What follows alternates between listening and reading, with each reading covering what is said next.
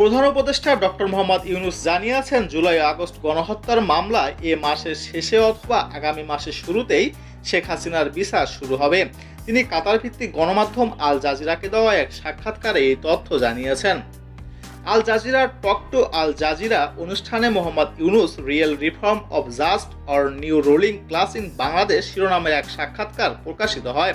সাক্ষাৎকারে তিনি বলেন, যারা গণহত্যা, হত্যাকাণ্ড ও মানবতার বিরুদ্ধে অপরাধে জড়িত তাদের কেউ রেহাই পাবে না। ডক্টর ইউনূস আরও জানান, জাতিসংঘের মানবাধিকার হাই কমিশনার একটি পূর্ণাঙ্গ প্রতিবেদন প্রকাশ করেছেন, যেখানে সব বিবরণ রয়েছে। এছাড়াও তাদের নিজেদেরও গবেষণা ও প্রতিবেদন আছে, যা বিচার প্রক্রিয়ার জন্য একটি ভালো শুরু। আইনি ব্যবস্থা কার্যকর হয়েছে যাতে অপরাধীদের বিচার করা সম্ভব হয়। নির্বাচন প্রসঙ্গে তিনি বলেন, নির্বাচনের আগেই সংস্কারের তালিকা ছোট হলে ডিসেম্বরের মধ্যে নির্বাচন এবং তালিকা বড় হলে আগামী বছরের জুনের মধ্যে নির্বাচন হবে। নির্বাচন জুনের পরে যাবে না। আওয়ামী লীগকে নির্বাচনে অংশগ্রহণের অনুমতি দেওয়া হবে কিনা এমন প্রশ্নের জবাবে তিনি বলেন, এ প্রশ্নের জবাবের একটা অংশ আওয়ামী লীগকে নির্ধারণ করতে হবে। দলটি আগে নিজেদের সিদ্ধান্ত নেবে তারা নির্বাচনে যাবে কিনা।